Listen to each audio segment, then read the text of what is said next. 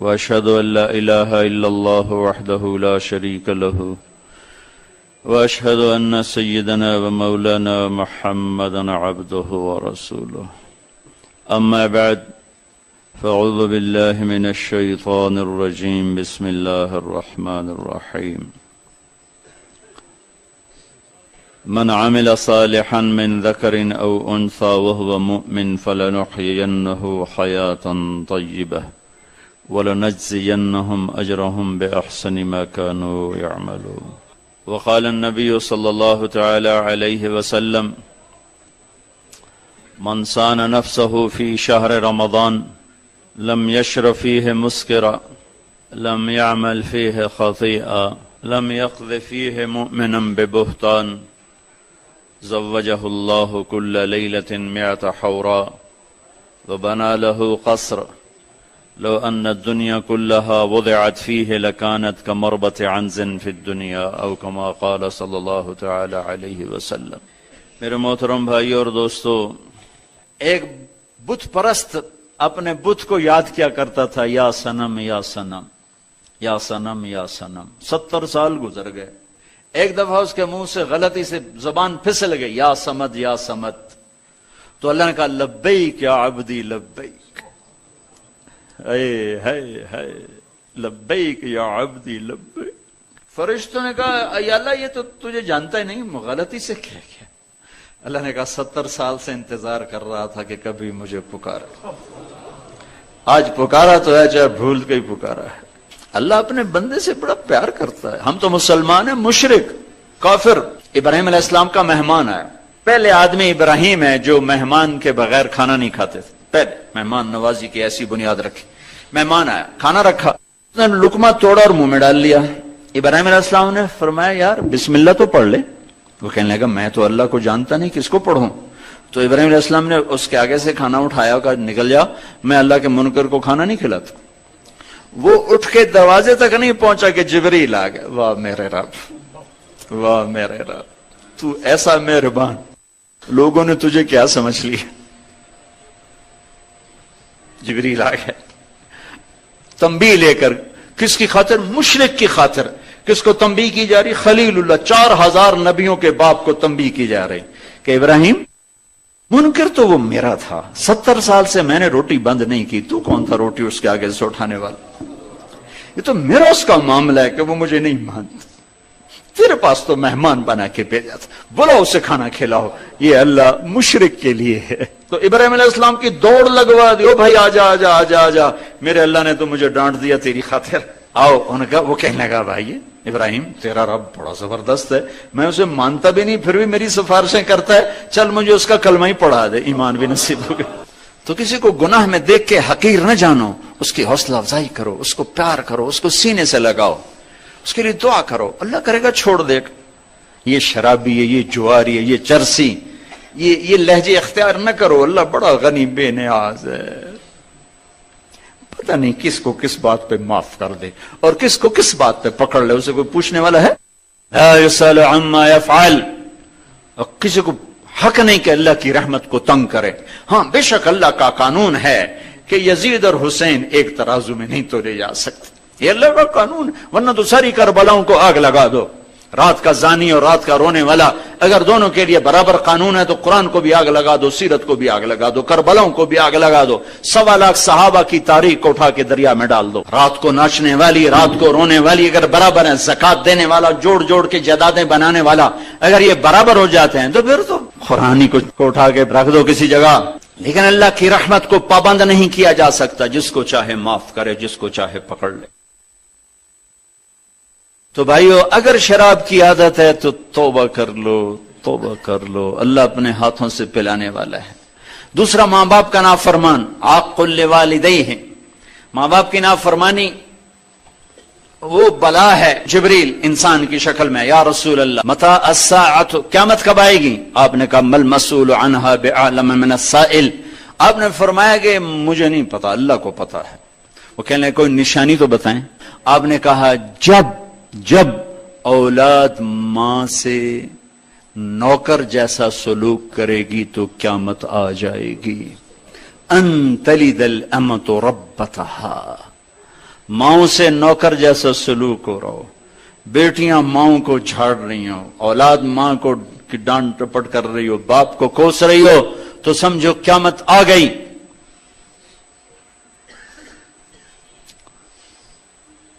یہ نہیں کہا جب کفر پھیلے گا قیامت آئے گی، حالانکہ جب کفر پھیلے گا قیامت آئے گی، لیکن یہ وہ گناہ ہے جو کفر پہ بھی چھا جاتا ہے۔ ان تلد الامۃ ربتہا، جب ماؤں کو ذلیل کیا جائے گا قیامت آ جائے گی۔ میرے نبی نے فرمایا کاش میری ماں زندہ ہوتی۔ ہائے ہائے، کائنات کے سردار، جنت میں وہ جنت جس سے آگے جنت ہی کوئی نہیں، تو اب تمنا کس چیز کی ہے؟ اب بھی تمنا ہے، ایک امت کو سبق ہے، ایک ماں کا مقام بتایا ہے، کاش میری ماں ہوتی، میرے ماں باپ ہوتے، یا میری ماں ہوتی۔ اور میں سورۃ فاتحہ عشاء کی نماز میں کھڑا ہوتا، میں سورۃ فاتحہ پڑھ رہا ہوتا، اور ادھر سے آواز آتی محمد، میری ماں مجھے بلاتی محمد، تو میں ماں کے لیے نماز توڑ دیتا، اور میں کہتا اماں جی لبیک، اماں جی لبیک۔ یہ امت کو سکھایا ہے۔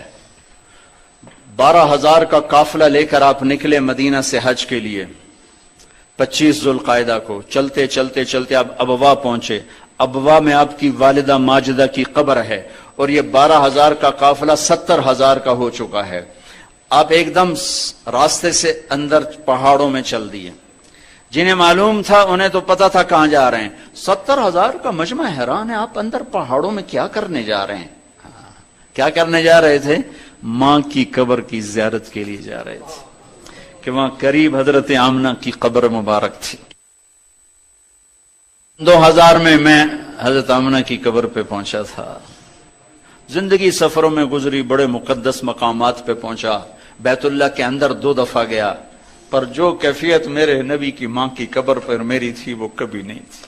ابھی بھی میرے آنسو نکل آئے، میں ہزاروں دفعہ یہ قصہ سنا چکا ہوں، میں ہر دفعہ روتا ہوں۔ مری کے پہاڑ تو بڑے سرسبز خوبصورت ہیں، جاؤ دیکھو میرے نبی کی ماں کہاں سوئی ہوئی ہے۔ کالے پہاڑ، کانٹے دار جھاڑیاں، کیکر، پتے تھوڑے کانٹے زیادہ، بڑے بڑے پتھر، نوکیلے بھی، بڑے بھی، چٹانے بھی، کوئی راستہ نہیں ہوگا اس زمانے میں کوئی پیدل کا شارٹ کٹ جہاں سے آ رہے تھے۔ ماں، نوکرانی ام ایمن اور اللہ کے حبیب، اور ابوا پہنچنا چاہتے تھے۔ ابوا بستی ہے، لیکن اس سے 10 میل پہلے ہی موت نے جھٹکا دیا۔ صرف 25 برس کی عمر تھی جب میرے نبی کی والدہ کا انتقال ہو۔ باپ بھی 25 سال کی عمر میں، ماں بھی 25 سال کی عمر میں۔ یہ جوڑا صرف ایک کام کے لیے آیا تھا، وہ ہو گیا، اللہ نے ان کو واپس بلا لیا۔ فطرت اسلام پہ رکھا اور فطرت ایمان پہ اٹھا لیا اور اپنے پاس بلا لیا۔ کام ختم ہو چکا تھا۔ بچہ 6 سال کا ہے، ماں جوان ہے، غالباً دل کا دورہ پڑتا ہے کہ بولا نہیں جا رہا ہے، اور بے قرار ہو کر پہلو بدلتی ہیں، کروٹیں بدلتی ہیں، بولنا چاہتی ہیں، بولا نہیں جا رہا۔ اور کائنات کی سردار ہستی جس کے لیے جنت آراستہ، جس کے ہاتھ میں جنت کی چابی، جس کے ہاتھ میں اللہ کا جھنڈا، جس کے سر پہ ختم نبوت کا تاج، جو کائنات کا سردار، انسانوں کا سردار، نبیوں کا سردار، رسولوں کا سردار، فرشتوں کا سردار، اللہ کے بعد کوئی ہے تو وہ محمد مصطفیٰ ہے صلی اللہ علیہ وسلم۔ اس جنگل میں دریا گلی میں وہ درد کیسے منتقل کروں جو مجھے وہاں اٹھا اس جنگل میں۔ سامنے تو خوبصورت منظر ہے مری کے سرسبز پہاڑوں کا، میں وہاں بھی کھڑا ہوا دیکھ رہا تھا، چاروں طرف کالے پہاڑ، سورج ڈوبنے کے قریب ہو چکا تھا، وہ منظر سوگوار، اوپر جگہ سوگوار۔ اللہ کے نبی ماں ماں ماں ماں بولا ہی نہیں کیا۔ آخر شمع بجھنے سے پہلے بڑھتی، کل حی میت وکل جلید بال وقد ولدت طہرا، بیٹا لگتا ہے زندگی ہار چکی، وقت آ گیا۔ اللہ نے مدینے میں موت نہیں دی کہ میرے نبی کو کوئی گود میں لینے والا ہوتا، اللہ نے مکے میں موت نہیں دی کہ میرے نبی کو کوئی گود میں لینے والا ہوتا، جنگل میں ماں کو مار دیا۔ نوکرانیوں سے بھی کبھی کوئی دل بدلتا اور بہلتا ہے؟ نہ چاچا، نہ چاچی، نہ دادا، نہ دادی، نہ ماما، نہ مامی، نہ پھپھا، نہ پھپھی، نہ خالہ، نہ خالو، کوئی بھی نہیں، تنہا۔ اے ہے زندگی ہاری ہے تو میرا نبی کیا رویا ہے سینے پہ سر رکھ، ماں ماں ماں ماں۔ میں وہاں کافی دیر کھڑا، 14 صدی پیچھے ایک چھوٹے سے 6 سال کے بچے کو ماں کے سینے پہ سر رکھ کے روتے ہوئے دیکھ رہا تھا کہ وہ کس طرح تڑپ رہا ہے، بلک رہا ہے۔ پتھر جوڑ کے میت کو دفنا دیا، نیچے اترے، پہاڑ ہے کوئی 50 فٹ اونچا پہاڑ ہے، جو 70 فٹ اونچا کہ اترے تو اب دوبارہ بھاگ کے اوپر چڑھ گئے پہاڑ پر. ام ایمن پیچھے گئی ہیں. وہ منظر تھا کہ عرش بھی پھٹ رہا تھا. مینا کے پہاڑ موم ہو کے پگھل رہے تھے. ایک ایک پتھر آنکھ بن کے آنسو بہا رہا تھا اور ایک ایک سنگریزہ زبان بن کے چیخ رہا تھا, پکار رہا تھا. میرے نبی ماں کی قبر کو لپٹے ہوئے تھے اور اوپر پڑے ہوئے تھے. جب ام ایمن قریب آئی تو آپ کہہ رہے تھے, اماں تجھے تو خبر تھی تیرے سے میرا کوئی نہ تھا, کہاں چلی گئی مجھے چھوڑ کے؟ تجھے تو خبر تھی تیرے سوا میرا کوئی نہ تھا, پھر تو کہاں چلی؟ کس کی گود میں سر رکھوں؟ ام ایمن نے پکڑا, بیٹا اٹھو. کہا نہیں مجھے چھوڑ دو, میں ماں کے سوا کہیں نہیں جاؤں گا. کھینچ کے اٹھایا, اونٹ پہ بٹھایا, اونٹنی پہ. 3 راتوں کا سفر ابھی باقی ہے. سارا سفر روتے روتے گزرا ہے. یہ کائنات کی سردار ہستی ہے, کیا بے نیاز ہے میرا اللہ. آپ نے اونٹنی کو موڑا, 70,000 کا مجمع, اور چلتے جا رہے ہیں. لوگ حیران ہو رہے ہیں, کیا ہے کیا ہے کیا. چند خاص لوگوں کو پتا ہے کہ کیا ہے. آپ وہاں تشریف لائے, اونٹنی کو بٹھایا, پہاڑی پر چڑھے اور ماں کی قبر کے سرانے یوں گھٹنے اٹھائے, ہاتھ یہاں رکھے اور سر گھٹنوں میں دیا, اور پھر جو روئے ہیں جیسے چھوٹا 6 سال کا بچہ روتا. 63 سال کے محمد 6 سال کے بچے بن گئے.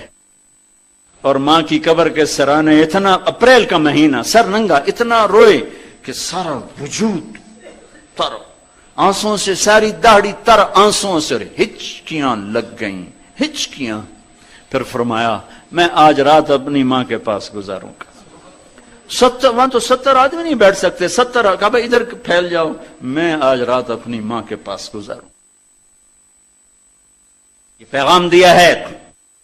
میرے نبی کو خبر تھی ماں باپ کے ساتھ کیا ہونے والا ہے, کیسے مائیں ذلیل ہوں گی, کیسے باپ ڈر رہے ہوں گے جوان اولادوں سے. آپ نے کہا عمر تیرے زمانے میں ایک شخص آئے گا, اس کا نام ہوگا اویس بن عامر, اس کا قبیلہ ہوگا مراد, اور اس کی شاخ ہوگی قرن, اس کا رنگ ہوگا کالا, قد ہوگا درمیانہ. اسے برس کی بیماری ہوئی تھی, اب وہ ٹھیک ہو گیا ہے, بس ایک نشان جسم پہ سفید باقی ہے, باقی سب وہ ٹھیک ہو گیا ہے. جب وہ آئے نا تو علی سن, تو بھی عمر تو بھی, دونوں اس سے دعا کروانا. انہیں حیران ہو کے دیکھا کہ ہم اس سے, وہ کس لیے؟ کہ اس نے ماں کی خدمت کر کے اللہ کو ایسا راضی کیا ہے, جب ہاتھ اٹھاتا ہے اللہ خالی نہیں لوٹاتا. یہ مقام کس لیے ملا؟ جہاد کی وجہ سے, تبلیغ کی وجہ سے, ذکر کی وجہ سے, تہجد کی وجہ سے, علم کی وجہ سے. کس وجہ سے؟ ماں کی خدمت کی وجہ سے. عمر رضی اللہ عنہ خلیفہ بن گئے, ہر سال حج کیا, ہر سال حج میں ڈھونڈتے ہوئے اویس اویس اویس, کوئی نہیں ملا. آخر ایک سال, یہ نہیں پتا کہ آپ کی خلافت کا کون سا سال تھا, آپ نے سارے حاجی کھڑے کر لیے حرم کے باہر, حرم شریف کے باہر. کہا بھائی سارے کھڑے ہو جاؤ, کھڑے ہو. ہاں بھائی یمن والے کھڑے رہو, باقی سارے بیٹھ جاؤ. بیٹھ گئے, یمن والے کھڑے ہو گئے. ہاں بھائی مراد والے کھڑے ہو جاؤ, باقی سارے بیٹھ جاؤ.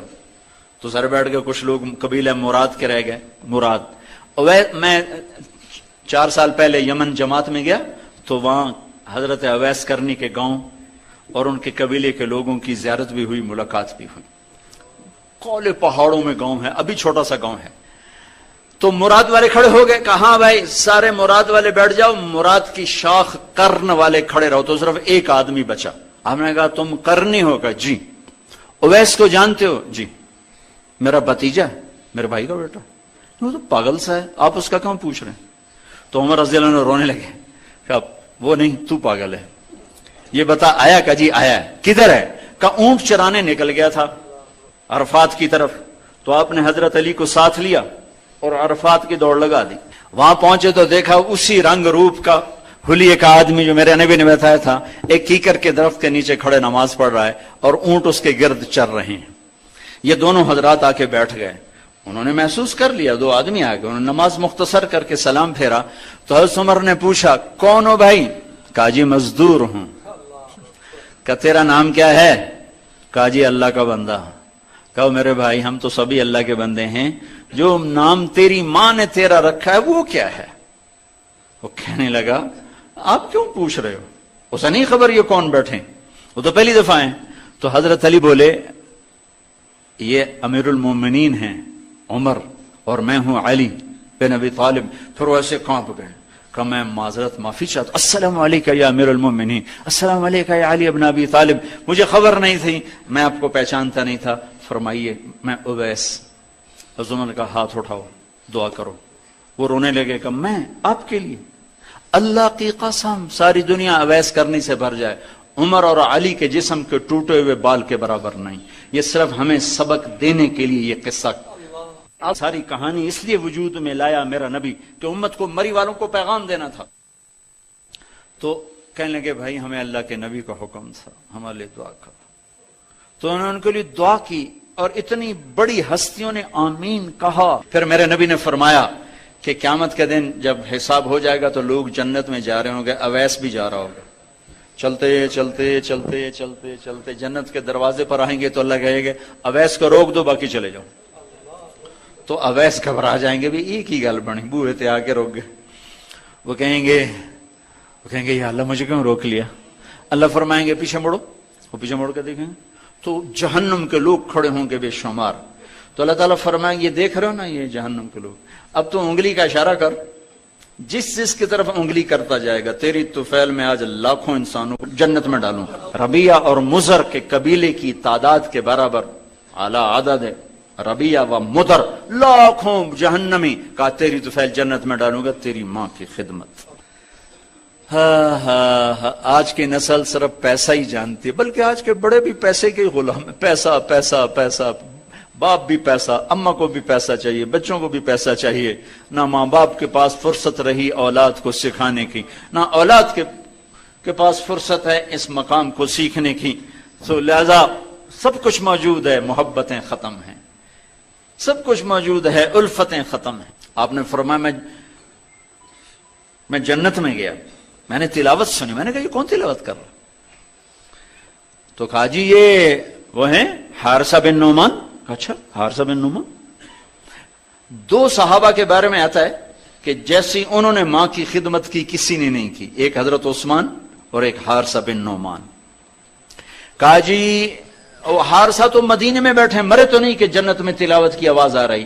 یہ تھوڑے سے لوگ ہیں، کتنا بڑا مائک ساؤنڈ سسٹم ہے بات پہنچانے کا، نیچے بھی ہیں مستورات بھی ہیں، سامنے مرد بھی ہیں. حارثہ مدینے میں قرآن کھول کر کہتے تھے بسم اللہ الرحمن الرحیم اور سیدھی آواز پوری جنت میں گونج جاتی تھی. یہ کس وجہ سے تھی؟ حارثہ کی آواز جنت میں جا رہی ماں کی خدمت کے پیچھے. پھر باپ کا پتہ ہے حق لوالدیہ ہے، ماں باپ کے نافرمان کی نہ دنیا ہے نہ آخرت. ایک صحابی ہے یا رسول اللہ میرا باپ نا میری کمائی میں سے خرچ کرتا، مجھ سے پوچھتا ہی نہیں، اور شرعاً قانوناً اگر میری کمائی میرے باپ کی جو کمائی ہے یا زمین ہے جائیداد ہے اس سے الگ میں نے اپنی محنت سے کوئی کمائی کی ہے، وہ میری ذاتی چیز ہے، قانوناً میرے باپ کو بھی پوچھنا چاہیے کہ بیٹا یہ تمہاری چیز میں لے سکتا ہوں، یہ پیسہ میں استعمال کر سکتا ہوں، قانون یہ ہے. تو اس نے قانون کی بات کی کہ میرا باپ میرا مال اٹھا کے خرچ کر دیتا، مجھ سے پوچھتا ہی نہیں. آپ نے کہا اس کے باپ کو بلاؤ. اس کے باپ کو بلایا تو وہ انہوں نے پوچھا کیوں بلا رہے ہیں؟ کہ تیرے بیٹے نے تیری شکایت کی. تو اس کو اتنا غم لگا کہ وہ کٹ کے مر گیا. اور عرب کی شاعری تو پھر پوری دنیا میں مشہور ہے، آج بھی مشہور ہے. تو اس نے دل ہی دل میں کوئی شعر کہے درد بھرے دکھ بھرے، اور وہ انہی شعر کو اپنی زبان سے نہیں دل ہی دل میں کہتا کہتا دربار رسالت میں مسجد میں پہنچا تو جبریل پہلے آ چکے تھے. کہنے لگے یا رسول اللہ تعالیٰ فرما رہے ہیں کہ آپ اس سے کہیں کہ پہلے وہ شعر سنا جو تیری زبان سے تو ادا نہیں ہوئے تو تیرے رب نے عرشوں پہ سن لیے ہیں. آپ نے فرمایا بھائی تمہارا کیس سنوں گا، پہلے وہ شعر سنا جو تیری زبان سے نہیں ادا ہوئے. اللہ نے سنے. کہنے لگا یا رسول اللہ میں گواہی دیتا ہوں آپ سچے رسول ہیں، آپ کا رب بڑا طاقتور رب ہے، آپ کے رب کی قسم زبان سے ایک لفظ نہیں نکلا، دکھ بھری فریاد تھی جو دل کی دنیا میں اٹھی اور وہیں گم ہو گئی، سینے سے اٹھی اور سینے میں ہی دفن ہو گئی. پر آپ کے رب نے عرشوں پہ سن لیا. آپ نے کہا اچھا سنا تو صحیح میرے بھائی. میں کہا جی میں نے کہا غزوتک مولودا ومنتک یافعا تعل بما اجنی علیک وتنہل واذا ضاقتک بالسقم لم ابت لسقمک الا ساہرا اتململ کأنی انا المتروک دونک بالذی ترکت به دونی فعینی تحمل تخاف الردى نفسي عليك وإنها لتعلم أن الموت وقت مؤجل فلما بلغت السن والغاية التي إليها ما مدى فيك كنت أؤمل جعلت جزائي غلظة وفظاظة كأنك أنت المنعم المتفضل فليتك إن لم تر حق أبوتي فعلت كما الجاور المجاور يفعل فأوليتني حق الجوار ولم تكن علي بمال دون مالك تبخل. میرے بچے جس دن تو پیدا ہوا اس دن سے ہم نے اپنے لیے جینا چھوڑ دیا, ہم نے تیرے لیے جینا شروع کیا. گرمی سے لڑے, سردی سے لڑے, موسموں سے لڑے, حالات کے آہنی پنجوں سے رزق نکالا, جبڑوں سے رزق نکالا, جوانی کو قربان کیا, صحت کو قربان کیا, اپنے جذبات کو سلا دیا, تیرے چہرے کی ایک مسکراہٹ دیکھنے کے لیے ساری ساری رات کام کیا, سارا سارا دن کام کیا, کبھی دھوپ میں کبھی سردی میں, کبھی گرمی سے لڑا کبھی سردی سے لڑا, کبھی موسم سے لڑا کبھی بھوک سے لڑا. تجھے کھلایا خود بھوکا رہا, تجھے پلایا خود پیاسا رہا, تجھے چھاؤں میں لٹایا خود دھوپ میں بیٹھا, تجھے سکھ پہنچایا خود دکھ جھیلا. میری تو زندگی پھر تیرے لیے ہوگی, میں نے اپنے لیے جینا چھوڑ دیا. جب کبھی تو بیمار ہوا تو ساری رات میں اور تیری ماں تیرے سرانے بیٹھ کے دھڑ دھڑ دل دھڑک رہے ہوتے تھے, کہیں مر نہ جائے, کچھ ہو نہ جائے. ہسپتال پہنچیں, ڈاکٹر کو بلاؤ, ٹیکسی بلاؤ, گاڑی بلاؤ, رکشہ بلاؤ, جلدی سے ہسپتال پہنچاؤ, مری میں جگہ نہیں, پنڈی لے جاؤ, اسلام آباد لے جاؤ. اسی خوفناک خیالات میں ہم روتے تھے, پگھلتے تھے, ٹوٹتے تھے, بکھرتے گئے چلے گئے خشک پتے کی طرح. اور تیرے چہرے کی ایک مسکراہٹ کے لیے ساری مسکراہٹیں بھول گئے. تجھے صحت مند دیکھنے کے لیے اپنی صحت کے سودے کر دیے. اور اس طرح ایک دن نہیں گزرا, یہ شب و روز گزرے, دن اور رات گزرے, لیل و نہار گزرے, بہار و خزاں گزری, رت بدلی, موسم بدلے, بادل اندھیری, بارش آئے اور گئے, یہاں تک کہ تو پروان چڑھتا گیا, میں ڈھلتا گیا. تجھ میں جوانی میں رنگ بھرا اور بڑھاپے نے میرے سارے رنگ نوچ لیے. تو سیدھا کھڑا ہوا تنے کی طرح, میری کمر جھک گئی کمان کی طرح, اور میں آسرے کا محتاج ہوا. تو طاقتور ہو کے جوان ہوا. پھر مجھے خیال آیا کہ میں اس کی انگلی پکڑ کے چلا, گود بٹھا کے چلا, کندھے بٹھا کے چلا, ہاتھ بٹھا کے چلا, اس کے لیے در در کی ٹھوکریں کھائیں. آج جب میں بوڑھا ہوا ہوں تو اب یہ میری انگلی پکڑے گا, میرا ہاتھ پکڑے گا, میں اس کی لاٹھی بنا, یہ میری لاٹھی بنے گا. لیکن ایک دم میرے بیٹے تیری آنکھیں ماتھے پہ چڑھ گئیں, تیرے تیور بدل گئے. تو مجھے یوں دیکھنے لگا جیسے میں تیرا باپ نہیں, میں تیرا نوکر ہوں. تو میں نے اپنی زندگی کو جھٹلا دیا اور میں نے کہا میں خواب دیکھ رہا تھا کہ میں باپ ہوں. نہیں, میں باپ نہیں, میں نوکری ہوں, میں پڑوسی ہوں. تو اچھا میرے دوست, اگر میں پڑوسی ہوں تو پڑوسی کو بھی تو لوگ پوچھ ہی لیتے ہیں. کبھی مجھے پوچھ ہی لیتا کہ بھائی کسی چیز کی ضرورت تو نہیں, کچھ چاہیے تو نہیں. یہ اتنے درد بھرے اشعار ہیں کہ میرے تو اتنی فصاحت نہیں کہ میں اس کا ترجمہ کر سکتا. لیکن یہ وہ اشعار تھے کہ میرے نبی زار و قطار روتے اور آپ پھوٹ پڑے اور آپ کی داڑھی آنسوں سے تر ہو گئی اور آپ نے اس کو گریبان سے پکڑا اور یوں جھٹکا دے کر اٹھ جا, دفع ہو جا.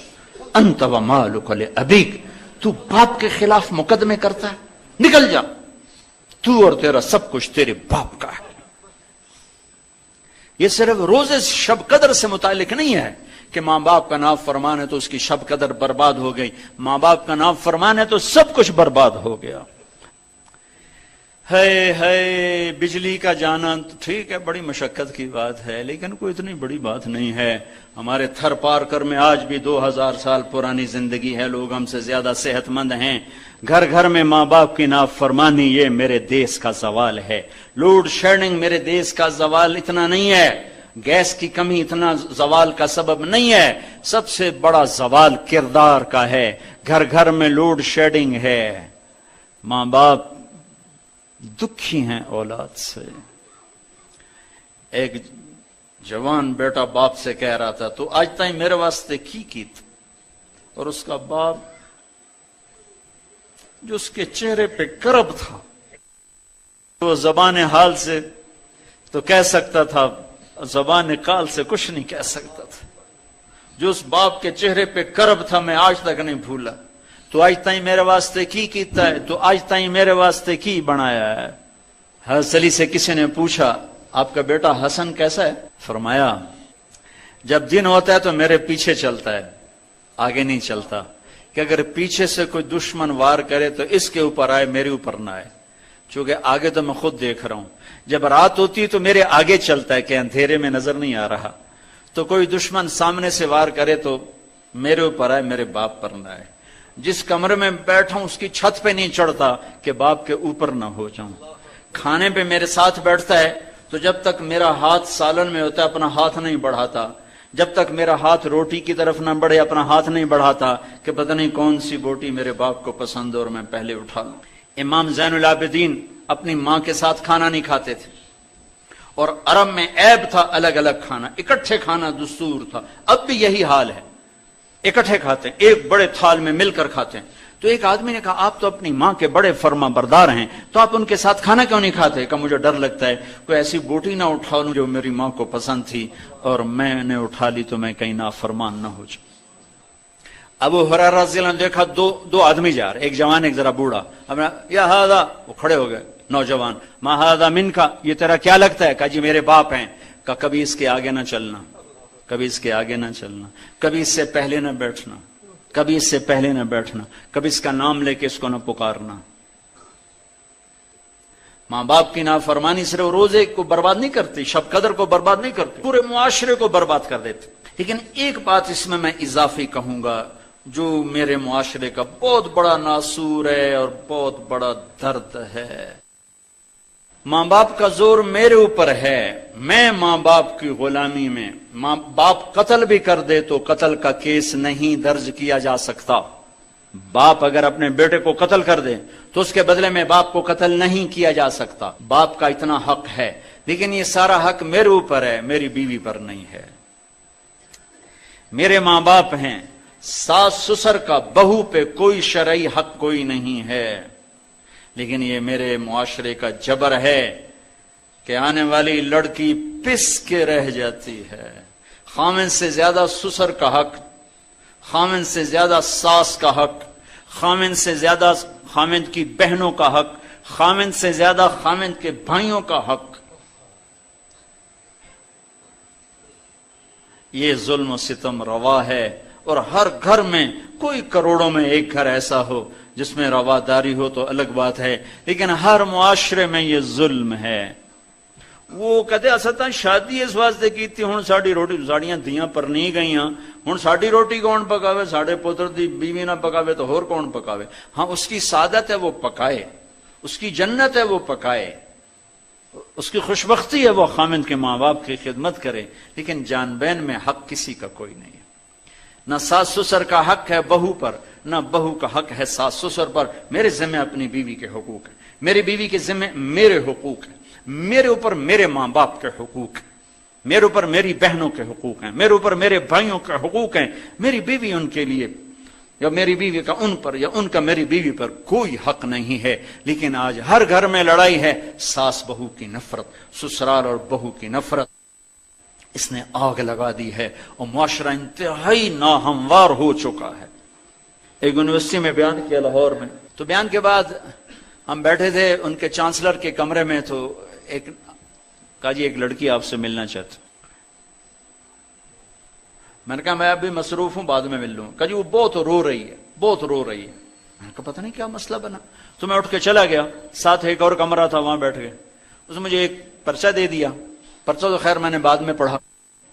مجھ سے کہنے لگی کہ مولانا آپ عورتوں کے حقوق بہت بیان کرتے ہیں, لیکن آپ نے کبھی مطلقہ عورت کے بارے میں تو کچھ نہیں کہا کہ اس پہ کیا ظلم ہوتا ہے اور اس پہ کیا بیت جاتی. میں نے کہا تم طلاق یافتہ ہو؟ کہا جی میں بالکل جوان 22-23 سال کی عمر. کہا جی میں طلاق یافتہ ہوں. کیوں طلاق ہوئی؟ کہا جی میری اور میرے خامند میں بہت محبت تھی, ہم ایک دوسرے کے بغیر رہ نہیں سکتے تھے. بس میرے سسر نے کہا مینو چنگی نہیں ہو لگ دی انو کٹ دے کروں.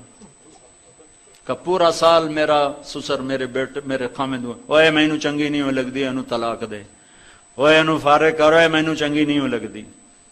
کہ تنگ آ کے میرے خامند نے روتے روتے مجھے اپنے ماں باپ کے گھر آ کے چھوڑ دیا کہ میں بے بس ہوں, میں کچھ نہیں کر سکتا. یہ ظلم و ستم تقریباً ہر گھر میں. آنے والی بچیوں کی زندگی آگ بن جاتی. سسرال کا معاشرہ عیب ہی دیکھتا ہے, خوبیاں نہیں دیکھتا. ماں باپ اپنی بچیوں کے عیب چھپاتے ہیں, سسرال والے بچیوں کے عیب ابھارتے ہیں. انہیں اپنی بہو میں 100 خوبیاں نظر نہیں آتی, ایک عیب نظر آتا ہے. یہ میرے معاشرے کا درد ہے, میں دکھ سے یہ بیان کر رہا ہوں. میرے نبی کی شریعت کیا کہتی ہے کہ اگر لڑکی مطالبہ کرے اور خامند کو وسعت ہو, وہ کہ میں نے الگ گھر میں رہنا ہے, تو لڑکے کے ذمہ ہے بیوی کو الگ گھر لے کر دے. اگر الگ گھر لے کے دینے کی وسعت نہیں ہے تو پھر یہ واجب ہے ایک کمرہ الگ اس کا ہو جس کی چابی اس کے ہاتھ میں ہو, ایک کچن اس کا ہو جس کی چابی اس کے ہاتھ میں ہو, ایک ٹوائلٹ اس کا ہو جس کی چابی اس کے ہاتھ میں ہو. اس کا کچن الگ کرے, اس کا ٹوائلٹ الگ کرے, اس کا کمرہ الگ کرے. وہ کچن الگ نہیں کر کے دے سکتا تو کمرے کے باہر ایک چولہا رکھ کے دے کہ یہ تیرا کچن ہے. اس حد تک اللہ نے حق رکھا ہے. لیکن ہمارے آنے والی بچی نے اس خامند کے باپ کی بھی خدمت کرنی ہے, ماں کی بھی کرنی ہے, بہنوں کی بھی کرنی ہے, بھائیوں کو بھی کرنی ہے, کوئی اور ہے تو اس کی بھی کرنی ہے. اور کئی تھک ہار کے لیٹ جائے تو تانے الگ سننے. کہیں اس کا الٹ بھی ہے کہ آنے والی لڑکی وہ اس قدر آگ لگا دیتی ہے کہ اپنے خامند کو ماں باپ سے کاٹ دیتی, بہن بھائیوں سے کاٹ دیتی. یہ کیسز بھی ہیں, یہ نہیں کہ یہ نہیں, یہ بھی ہیں, یہ بہت تھوڑے ہیں, بہت تھوڑے ہیں. اس بچے نے مجھے رلا دیا اور کہا مولانا آپ کو پتا ہمارا معاشرہ مطلقہ سے کون شادی کرتا ہے, بیوہ سے کون شادی کرتا ہے. پھر مجھے یہ حدیث یاد آئی, میں نے اس کو بیانوں میں کہنا شروع کیا. پہلے واقعہ میں نہیں کہتا, اس بچی کے آنسوں نے مجھے بہت سبق دیا. اللہ کے نبی نے فرمایا سب سے عظیم صدقہ بتاؤں, سب سے مہا صدقہ بتاؤں, سب سے بڑا صدقہ بتاؤں؟ انہوں نے کہا جی وہ کیا؟ کہ الابنۃ المردودہ, جس کی بچی کو طلاق ہو گئی اور وہ گھر واپس آ گئی, اس پہ خرچ کرنا سب سے بڑا صدقہ ہے. چونکہ وہ ماں باپ پر بھی بوجھ بن جاتی تو بھائی تو پہلے ہی آزاد ہوتے ہیں. جو اس بچی پہ خرچ کرتا ہے وہ سب سے بڑا صدقہ ہے. اور میرے نبی نے اپنے عمل سے یا متعلقہ سے شادیاں کی یا بیوہ سے شادیاں. ایک کنواری حضرت عائشہ سے شادی کی. حضرت خدیجہ رضی اللہ عنہا بیوہ ہیں, 2 نکاح پہلے ہو چکے ہیں, ہر ایک سے اولاد. صرف حضرت عائشہ رضی اللہ تعالیٰ عنہ واحد ہستی ہیں کنواری جن سے آپ نے شادی فرمائی, باقی سب یا بیوہ یا مطلقہ, یا بیوہ یا مطلق. یا ایک باندی بنی, انہیں آزاد کیا اور ان سے نکاح کیا. جویریہ رضی اللہ عنہ. کہ ہمارا معاشرہ ہندو معاشرہ ہے, وہ ہندو اندر اتری ہوئی ہے ثقافت کہ مطلقہ بچی رل جاتی, سسک سسک کے مر جاتی, اور سارا ملبہ اس بچی پہ ڈالا جاتا, سارا دکھ درد اس بچی پہ ڈالا جاتا. چھڑو جو چھڑو تو بیوہ ہے, چھڑو جو چھڑو تو طلاقی ہوئی ہے, وہ تو طلاقی ہوئی ہے. میرے نبی کی بیٹیوں کو طلاق ہوئی, رقیہ کو طلاق ہوئی, ام کلثوم کو طلاق ہوئی. طلاق ہونا کون سا عیب ہے؟ اور پھر آپ نے حضرت عثمان رضی اللہ عنہ کے نکاح میں باری باری دونوں کو دیا. پہلے حضرت رقیہ کو دیا, پھر ام کلثوم کو دیا. جب ان کا بھی انتقال ہو تو کہا اگر میری 100 بیٹیاں ہوتی اور ایسے مرتی تو میں ایک ایک کر کے سب عثمان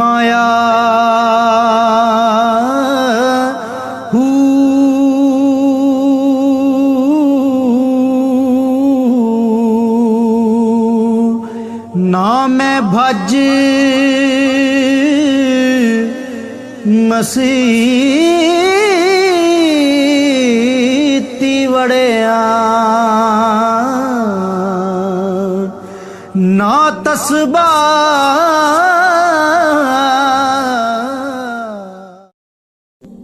اور پھر وہاں سے ہم کو 4 کلومیٹر سڑک پہ چلے 5، پھر اس نے سیدھے ہاتھ گاڑی کو اتارا اور ہمیں پہاڑوں کے اندر لے کر گیا. وہاں بغیر جاننے والے کے کوئی نہیں پہنچ سکتا. اندر اندر چلتے، کبھی یوں پتھروں سے ٹکر، جھاڑیوں سے ٹکر، راستہ تو تھا نہیں تو پہاڑوں کے اندر سے جانا تھا. اوہو، چلتے چلتے چلتے ایک تھوڑی سی اتنی کھلی جگہ ہے جیسے یہ انہوں نے بنایا ہوا ہے، یہ رسے ڈال کے ایسے تھوڑی سی کھلی سی جگہ، وہاں اس نے گاڑی کھڑی کروا دی. آگے پھر ایسے پہاڑ مل گئے تھے، پھر ہمیں لے کے پیدل چلا. کاش تم وہاں جاتے. یہاں بیٹھ کے تم کیا سمجھو اس درد کو جو وہاں جا کے میں ابھی بھی رو پڑا ہوں. حالانکہ میں یہ قصہ ہزاروں دفعہ سنا چکا، لیکن ہر دفعہ میرے آنسو بہ پڑتے ہیں، مجھے قابو نہیں رہتا. جیسے یہ سٹیج بنا ہوا ہے، ایسے ایک پہاڑ تھا، یعنی پہاڑ کے اوپر قدرتی سٹیج بنا ہوا تھا، جیسے اللہ نے پہلے سے وہ جگہ تیار کر کے رکھی تھی کہ یہاں میرے محبوب کی ماں سوئے گی. تو ایسے بالکل اوپر جا کے وہ پہاڑ ایسے ملے ہوئے تھے، ایسے یوں کالے سیاہ اور چھوٹے چھوٹے، بڑے نہیں، چھوٹے چھوٹے. یہ پہاڑ ایسے تھا فلیٹ بالکل اوپر سے یوں. تو جب وہاں پہنچے تو اس وقت سورج ڈوبنے کے قریب ہو رہا تھا. تو ماحول ویسے ہی سوگوار ہو رہا تھا. ادھر حضرت آمنہ کی قبر میں نے چاروں طرف دیکھا. سن 2000، صرف 10 سال پہلے، تو سوائے سناٹے کے کوئی وہاں آواز نہیں تھی، دور دور تک کسی انسان کا نشان نہ تھا. تو 14 صدی پیچھے دیکھنے کی کوشش کی اندھیروں میں کہ کیا یہاں میرے نبی کی ماں نے جان دی. 25 سال کی عمر اور دل کا دورہ، میرا خیال ہے دل کا دورہ پڑا ہوگا. بیماری کیا تھی یہ تو نہیں معلوم، لیکن جو آثار ہیں، اور خود مجھے بھی دل کا دورہ پڑا ہے، تو مجھے وہ آثار قرائن سے لگتا ہے کہ دل کا دورہ پڑا تھا. تو آپ ماں کے ساتھ بیٹھے ہوئے جڑ کر ان کو بلانے کی کوشش کرتے ہیں تو ان سے بولا نہیں جا رہا. وہ درد ایسا ہوتا ہے کہ بولا جاتا ہی نہیں آدمی بول سکتا، اتنا شدید درد ہوتا. تو وہ ماں کو بلاتے ہیں، وہ بول نہیں پاتے. پھر جیسے بجھتی شمع بھڑکتی ہے تو حضرت آمنہ نے آخری گفتگو فرمائی، کل حی میت و کل جدید بال. بیٹا لگتا ہے میرے جانے کا وقت آ چکا ہے، اور ہر زندہ نے مرنا ہے، ہر جوانی نے ڈھلنا ہے، لیکن ایک دن آئے گا تو سارے عالم کو پاک کرے گا، تیرے ذریعے سے جہان پاک ہوگا، روشن ہوگا. یہ آخری کلمات تھے حضرت آمنہ کر ان کا وصال ہوا ہے. پھر وہاں سے بستی کوئی 10-15 کلومیٹر دور ہے. تو وہاں کس نے آ کے قبر بنائی؟ ویسے رکھن اوپر ایسے پتھر جوڑ دیے تھے، لیکن ان پتھروں کو اکٹھا کرنا اور ان کو جوڑنا یہ کون ایک عورت کے بس کا نہیں تھا. تو کوئی وہاں سے گزرا یا خود حضرت ام ایمن گئیں، کسی کو بلا کے لائیں اور وہاں قبر بنائی. اللہ ہی بہتر جانتا. بہرحال کچھ لوگ وہ ابوا بستی سے آئے ہوں گے جن کے ذریعے سے قبر میں ڈالا گیا، اور جب پہاڑ سے نیچے اترے تو ام ایمن نے دیکھا تو اللہ کے نبی ساتھ نہیں تھے. تو انہیں گھبرا کے دیکھا کہ بچہ کہاں گیا. پیچھے مڑ کے دیکھا تو اوپر سے رونے کی آواز آ رہی تھی. ہائے ہائے. جب حضرت ام ایمن اوپر چڑھی ہیں،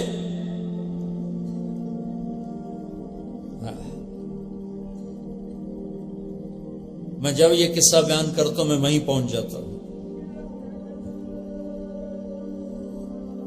تو ماں کی قبر کو ایسے چمٹے ہوئے تھے، قبر کو سینے سے لگایا ہوا تھا ایسے، اور یوں سر اوپر رکھا تھا. جب ام ایمن قریب آئی ہیں تو سنا تو اللہ کے نبی کہہ رہے تھے، اماں تجھے تو پتا ہے نا تیرے سوا میرا کوئی بھی نہ تھا، تو بھی مجھے چھوڑ کے چلی.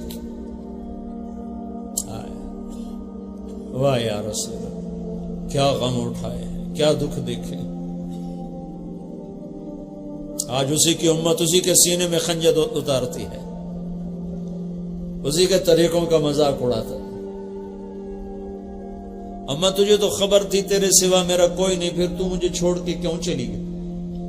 میں تیرے بغیر اب کیسے جاؤں گا؟ اللہ اللہ اللہ۔